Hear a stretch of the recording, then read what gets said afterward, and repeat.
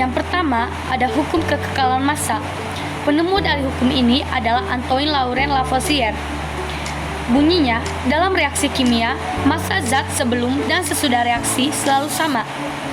Hukum ini menyatakan bahwa materi tidak dapat diciptakan atau dimusnahkan, hanya dapat berubah bentuk.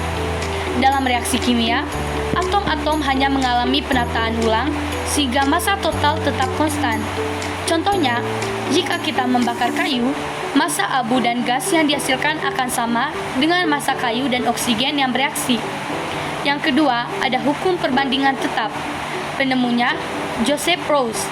Bunyinya, suatu senyawa kimia selalu mengandung unsur-unsur yang sama dengan perbandingan massa yang tetap.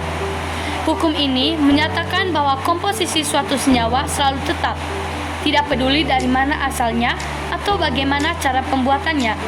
Contohnya, air dari unsur H2O selalu terdiri dari hidrogen dan oksigen dengan perbandingan massa yang tetap. Contohnya yaitu air dari unsur H2O selalu terdiri dari hidrogen dan oksigen dengan perbandingan massa yang tetap, yaitu 1:8. Yang ketiga, hukum perbandingan berganda. Penemunya John Dalton. Bunyi, jika dua unsur membentuk lebih dari satu senyawa, maka perbandingan massa salah satu unsur yang berikatan dengan massa unsur lain yang tetap merupakan bilangan bulat sederhana. Hukum ini menjelaskan bagaimana unsur-unsur dapat membentuk berbagai senyawa dengan perbandingan massa yang berbeda, namun tetap dalam rasio bilangan bulat sederhana.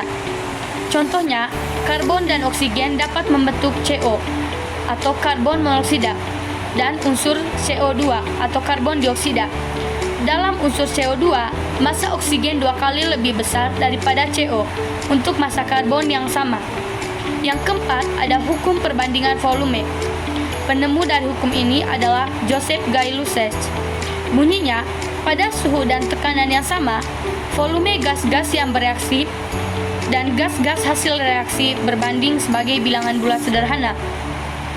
Hukum ini berlaku untuk reaksi gas, menyatakan bahwa volume gas-gas yang terlibat dalam reaksi memiliki perbandingan yang sederhana. Contohnya, dalam pembentukan air dari hidrogen dan oksigen, dua volume hidrogen bereaksi dengan salah satu volume oksigen untuk menghasilkan dua volume uap air. Dan yang kelima, hipotesis Avogadro.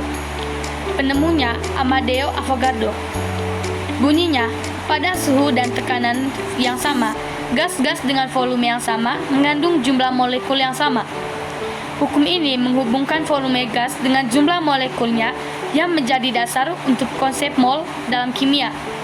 Contohnya, 1 liter gas oksigen dan 1 liter gas nitrogen pada suhu dan tekanan yang sama mengandung jumlah molekul yang sama.